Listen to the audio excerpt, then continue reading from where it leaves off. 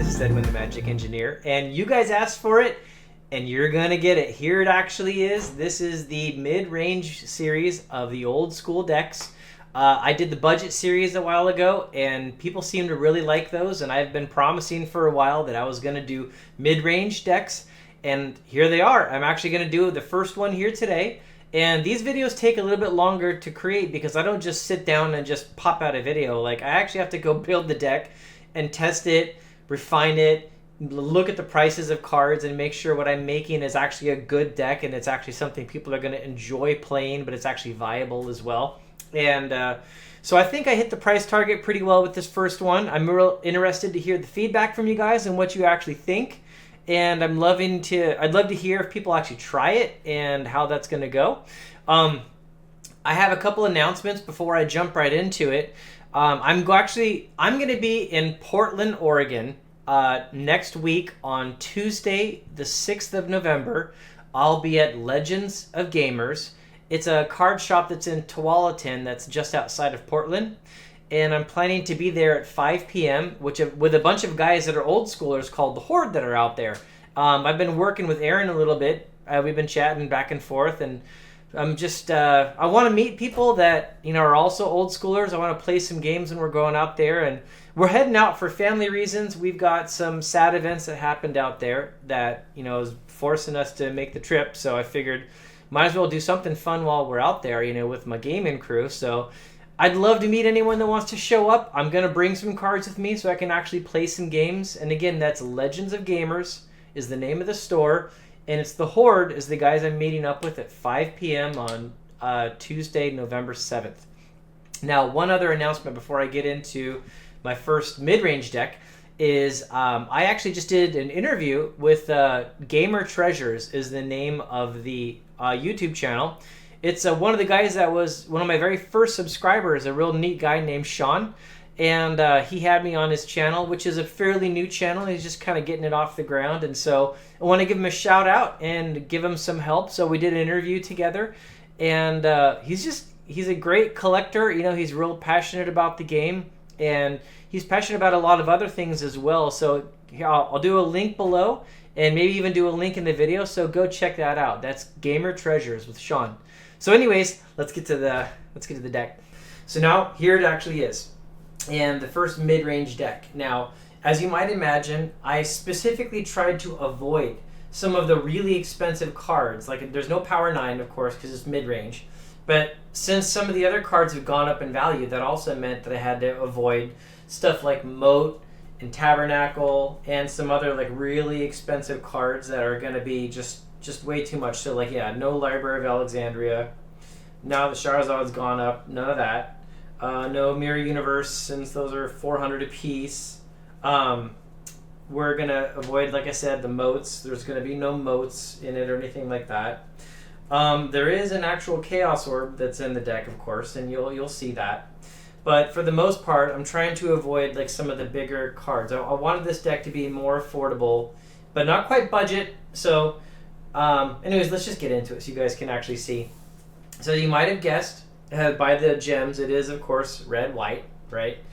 And it is going to be an aggro creature deck.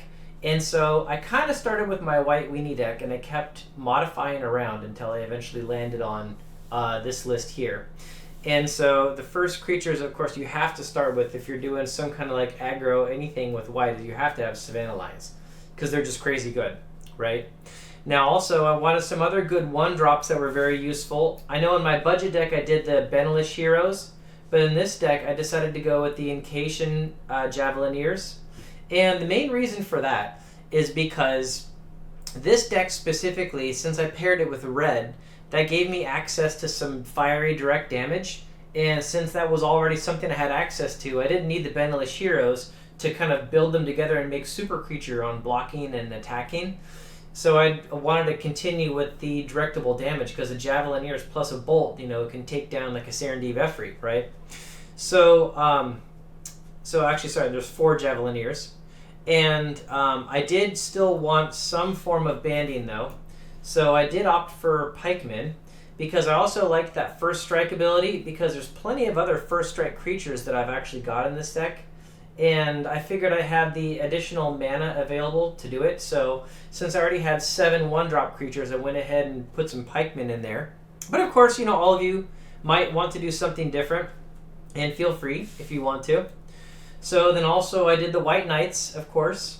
The White Knights are just fantastic. Don't need to go too much into those, but the first strike and protection from black. The Pro Black is huge because so many people play Abyss in this format. In fact, that is such a good ability, it's worth it to also do the Fallen Empire's Punk Knights. So I've also got 3 Order of Lightbirds in there. And as you can see, this is a really nice array of creatures that are going to be coming at you. So let's finish it off with Rudy's girlfriend, the Sarah Angel. Nice 4/4 flyer with Vigilance for 5 mana.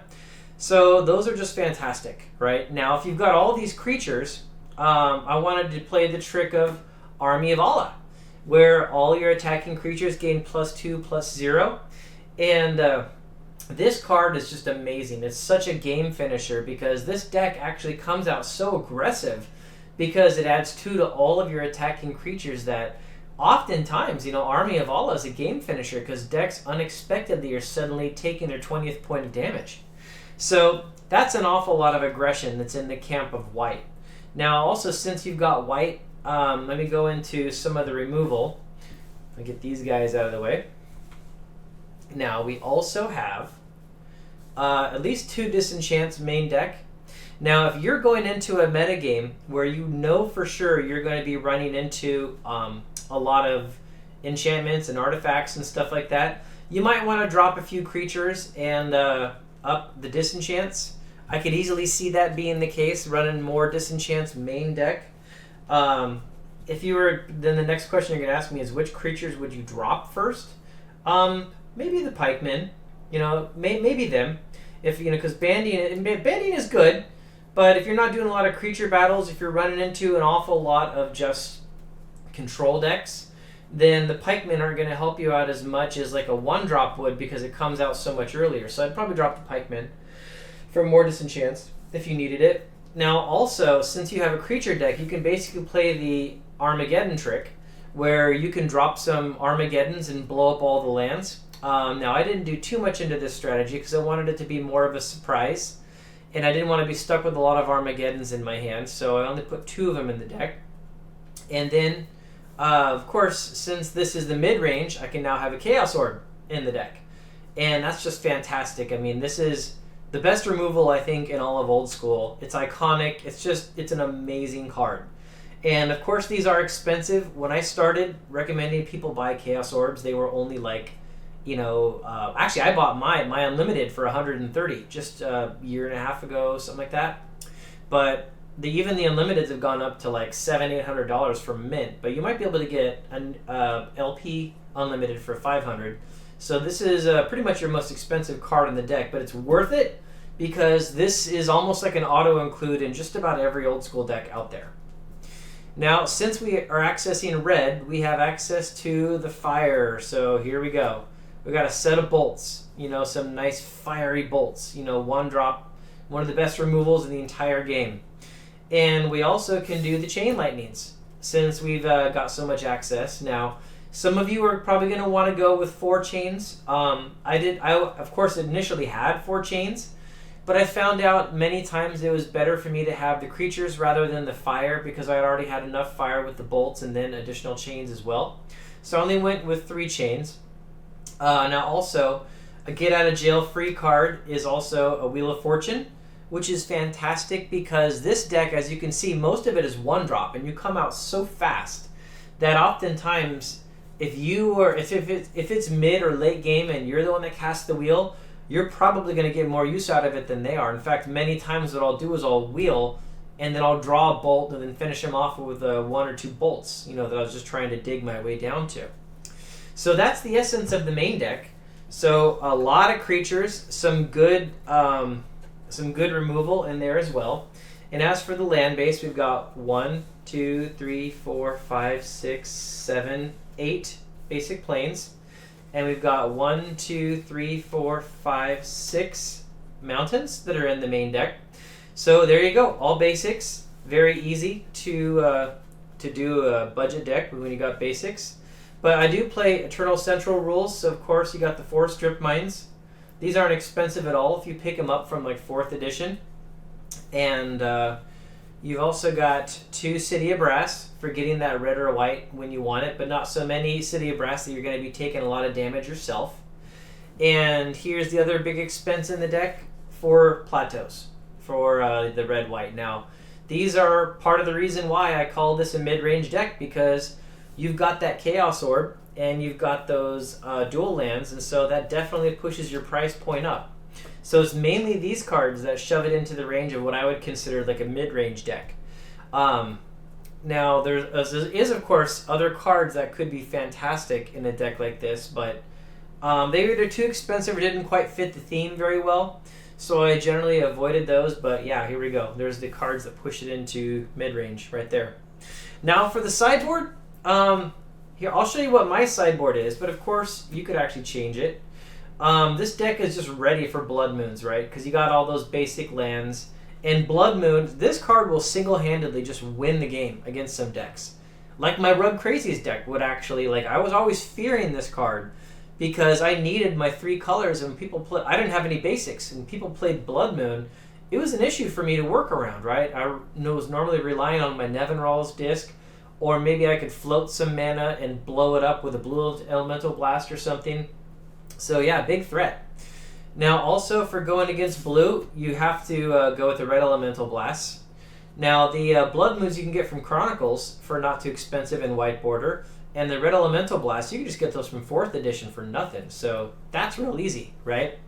Now continuing the theme of red sideboarding, if you throw in some Shatterstorms, you got some serious damage you can deal against artifact heavy decks. I mean, this is just gonna ruin their day, like all by itself, right? And you saw that there was 2 disenchants main decks, so I've got the other 2 in the sideboard, because in the right matchup, you're probably going to be boarding in, all 4 of these to really hit hard against artifacts and enchantments. And if you're going to go against creature decks that have some fatties that you're having a tough time dealing with, then you've got a couple of solutions. I've got Wrath of God in the sideboard. Get that up there. There we go. Wrath of God. And it's just fantastic for killing creatures that you can't normally target, right? Or that are too big, to burn down with bolts because you're just too way inefficient. Or maybe you hold back and you let your opponent overplay their creatures. Then you Wrath and then drop your army and start smashing face. Also, since most of the creatures in this deck are weenies, I've got a couple Preachers in the sideboard. And the Preachers are just fantastic because, they let you trade creatures. And that ends up being pretty good because, what are you going to give them most of the time? Like, you're going to give them, like, a Savannah Lions or a Javelineers or something like that, and then you're going to take a Jazam or an Urnam or maybe their Serry Angel or a Shivan Dragon or something. So if you're playing against a deck that's got some fatties you're having a tough time dealing with, Preacher's fantastic. And so Balance is actually in my sideboard. It's interesting that I didn't actually put it main deck. But I noticed that a lot of times when I was playtesting, the Balance was just a dead card in my hand. And the only times I needed it is when I was severely behind. This isn't the kind of deck like a Mox deck that like drops all of its mana on the table, leaving itself with an empty hand and not many lands, and then you balance and really take advantage of it. It's really a comeback from behind kind of card. And if you go up against a deck that's really good at removing your creatures and keeping your mana low, that's the kind of deck I would pull in the Balance with. Like, playing against the deck would be good because the deck is constantly like, strip mining your lands and trying to blow them up, and it's Swords to Plowshares, your creatures and stuff like that, or something that's got a lot of control aspect to it. Balance could be a great card. So that's the sideboard that I decided to put into it. But of course, there's other really good cards that are all considerations for a deck like this. Some other cards that I'm still on the fence about, and it's one of the reasons I didn't post this video immediately, is there's that 4th Red Elemental Blast. And there's a whole combo I kept on trying to work in for a while. There's Land Tax and Winds of Change that I really like as a combo for just getting a lot of like lands out of your deck and then swapping them out for like other cards. And I don't think I'm done trying to play test this. This is really fantastic for what it's capable of doing, because the land taxes, they thin your deck and they get those mana in your hand, especially if you're going to drop an Armageddon. And then the Winds of Change, if you need more burn, I mean, this is like, you fill up your hand with the land tax, all these basic lands, and then shuffle them all back in with Winds of Change. What I ended up noticing that I was doing is when I went for this strategy, I devoted so many cards to it. I mean, that's 7 cards. That it just seemed like it weakened the overall deck, and it didn't pay me back unless I was actually doing this combo. So it really pulled back from the aggression of the deck is what I noticed when I was playtesting with this. So it's surprising because you would think just the card advantage would just take it out. But one of the reasons this deck is so threatening is because it has such quick creatures to hit the table fast, and they hit so hard that they're just... It's such an aggressive deck that it can win just for that reason alone. You also might notice I didn't put Swords to Plowshares inside the deck. That was a big decision I was kind of going back and forth with for quite a while. I mean, Swords to Plowshares is probably the best creature removal in the entire game, so how can you play white and then not do that? Well, the way is, since I have, the 3 chains, and then the 4 bolts, and then there's the Chaos Orb, right? And then there's just the heavy, quick aggression of creatures. I can get around having a lot of creature removal most of the time just because I've got so much fast damage and removal like already. And I don't want to give my opponent life if I can avoid it. And I know that Swords to Plowshares is just fantastic unto itself because it removes the creature. But for a long time, people thought that life gain was like a severe negative on it. And like most players for most decks have discovered that's honestly not so bad. It's more about card advantage and control. Well, in a quick, aggressive creature burn deck, that life gain matters more. So if you can get by with the bolts and stuff, I just stick with those, honestly. And you also might notice there was no Mishra's Factories in the deck. That's something that could easily be added and could be helpful in some metas, so no problem with that whatsoever. And I've been talking about Charizard an awful lot in a lot of my videos. This deck actually might be able to make some use of this card because it is fairly easy to cast. The deck has access to white. If you win the subgame, you do an awful lot of damage to him. But a comment that I know Brian Weissman likes to make about Charizard is many times you don't have an inherent advantage in the subgame necessarily because you just have like less cards in your deck. Well, that's partially true. That is a most of the time kind of thing. But in a deck like this one, where a lot of what you have is like repeats, just a ton of creatures, right? You can dig way down in your deck and still find a lot of cards that are still useful cards. So if you play it against a deck that needs certain cards to win, and those cards are either in their hand or in their graveyard, then that's fantastic unto itself. Now, also, another way that this card becomes good that this deck doesn't take advantage of is if you have a way to get more of their deck either in their hand or in their graveyard. So their deck is actually thinner, then Charizard becomes better. And this doesn't do that trick, so I decided not to try to make this into a Charizard deck.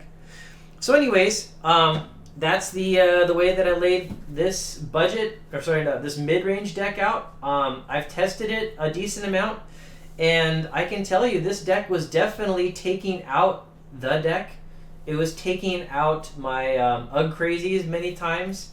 It was beating some other control decks that I've been testing. It's a fantastic deck. It's definitely got the tools, and I'm not calling this perfect, but I'm definitely calling it a solid starting point. It's definitely good, definitely aggressive. So I absolutely think you guys, if you are excited about this deck, give it a shot. Most of the cards you can pick up in like Revised and 4th edition and Chronicles and White Border, so you just save yourself a ton of money. And the only expensive cards that are like unavoidably expensive are going to be probably the Chaos Orb and the Dual Lands. So yeah, there you go, guys. Tell me what you think of the budget series. I'm going to go start testing out my next one now that I got this one under the belt. Okay, bye everybody.